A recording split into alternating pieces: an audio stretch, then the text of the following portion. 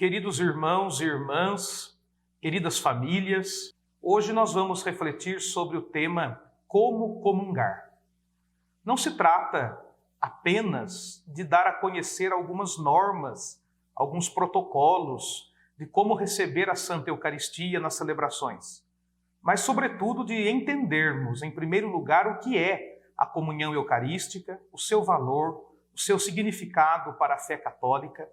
E assim vamos compreender a necessidade de estarmos sempre preparados para poder comungar. E então vamos naturalmente entender o significado das normas. As normas para a Sagrada Comunhão que vão ser compreendidas a partir do significado dela.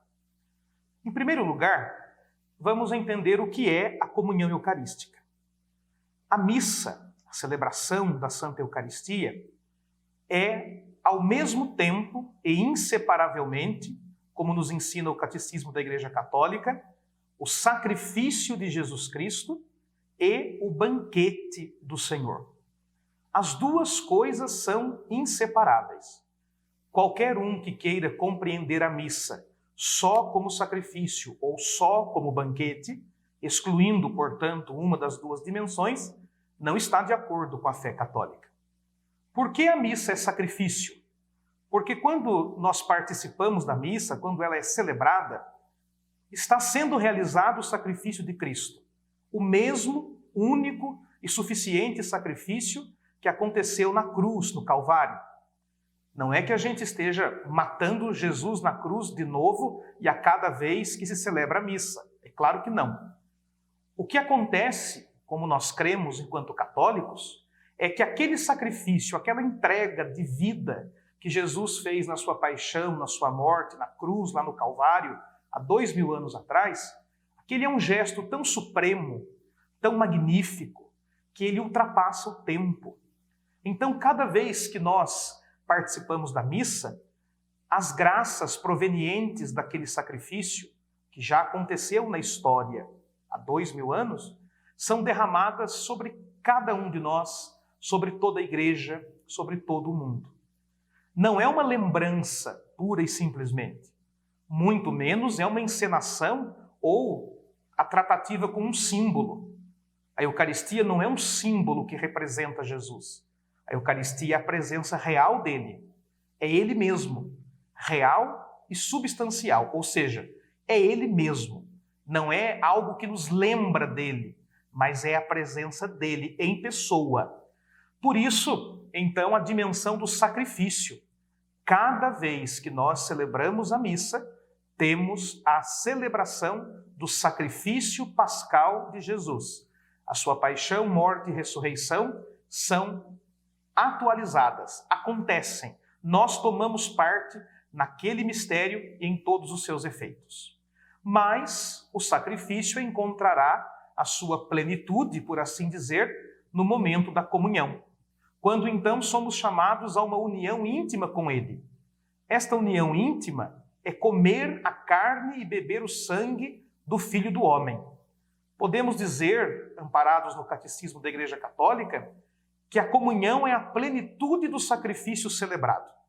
Mais uma vez, vamos sublinhar que as duas dimensões da celebração eucarística não se excluem, são igualmente importantes e inseparáveis.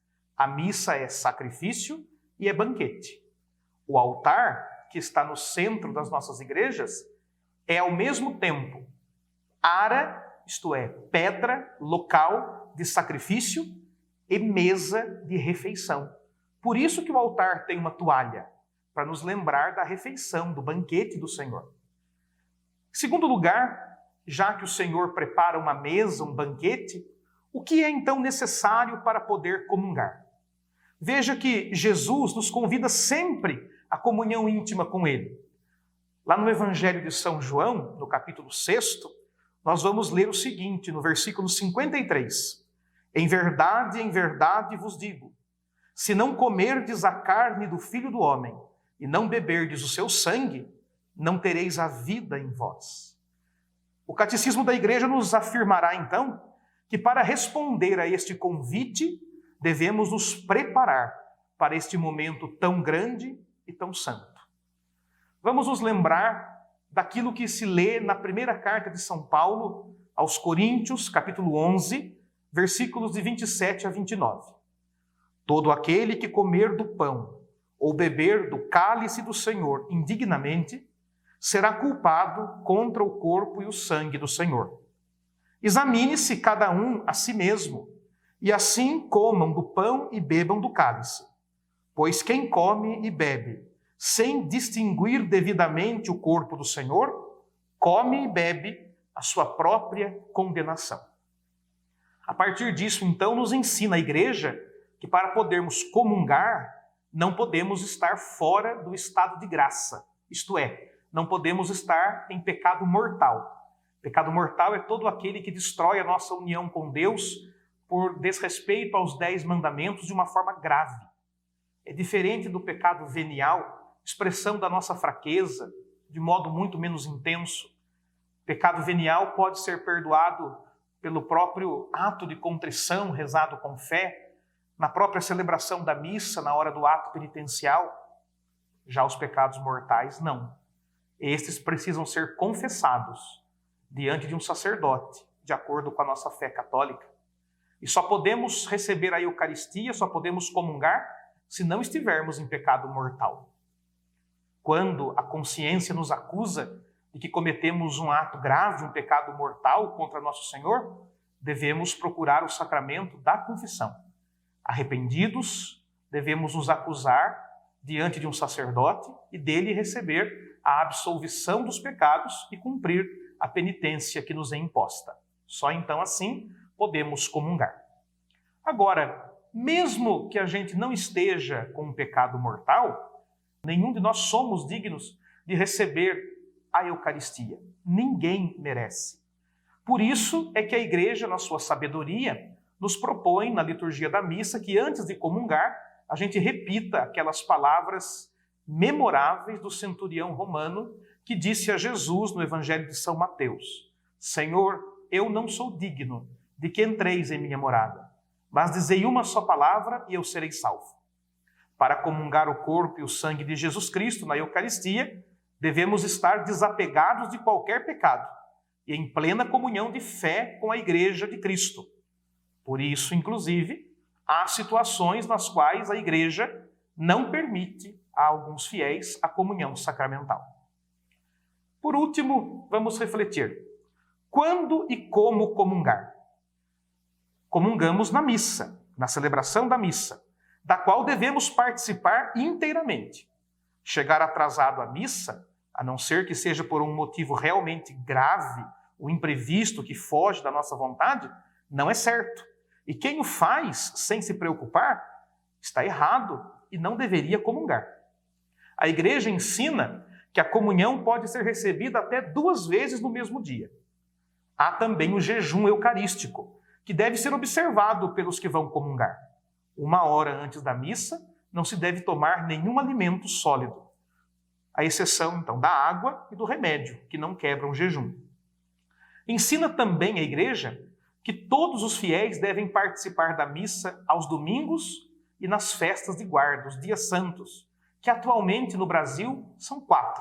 O dia do Natal, o dia da Santa Mãe de Deus, 1º de janeiro, o dia da Imaculada Conceição, 8 de dezembro, e a quinta-feira de Corpus Christi.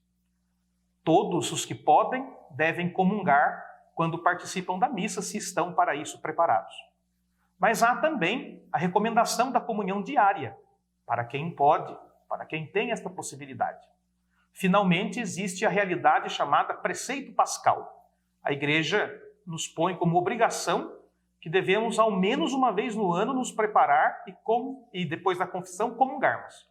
Isto pela Páscoa da Ressurreição, incluído também o tempo pascal. Por fim, a maneira certa de comungar. Já na fila da comunhão, a pessoa deve mostrar sua reverência. Não é momento de cumprimentar amigos ou de se distrair. Estamos indo ao encontro do Senhor. Ao nos aproximarmos de quem vai nos dar a comunhão, podemos fazer uma singela reverência. Quando nos colocamos na frente de quem vai nos dar a comunhão, podemos recebê-la na boca ou nas mãos. Cada fiel é livre para receber a comunhão na boca ou nas mãos. Caso a pessoa escolha receber a comunhão nas mãos, deve fazer assim: a mão esquerda por cima e a mão direita por baixo. Deve receber a Eucaristia na palma da mão esquerda, com a outra mão tomar a hóstia consagrada e imediatamente consumi-la. E isto na frente de quem lhe entregou. Não se deve sair com a hóstia e ir comungando pelo caminho de volta ao banco, jamais. A igreja tem todo o cuidado para que não se profane o corpo de Cristo de modo algum. Então, na frente de quem lhe entregou a Eucaristia, você deve comungar. Claro, depois de responder amém, quando a pessoa lhe diz o corpo de Cristo. Você responde amém, manifestando a sua fé e a sua aceitação. O percurso de volta ao seu lugar também devemos considerar. Não é momento de cumprimentar ninguém, é momento de estar recolhido e chegando ao banco, ao seu lugar na igreja, ou você se ajoelha ou você se senta para um momento de oração pessoal, para um momento de união com Deus. Depois, terminada a missa, a igreja também aconselha a fazer um momento de ação de graças depois da comunhão. Por exemplo, rezando, agradecendo a Deus pela comunhão recebida, com aquela jaculatória tão conhecida de todos nós. Graças e louvores se deem a cada momento ao Santíssimo e Diviníssimo Sacramento. Deixo 2 perguntinhas para a reflexão de cada um de vocês. Primeiro, compreendemos bem o valor da comunhão eucarística? Segundo, temos comungado da maneira correta, com a devida reverência, adoração e respeito? Reflita sobre isso com a sua família. Permaneçamos firmes na fé. Em nome do Pai, do Filho, do Espírito Santo. Amém.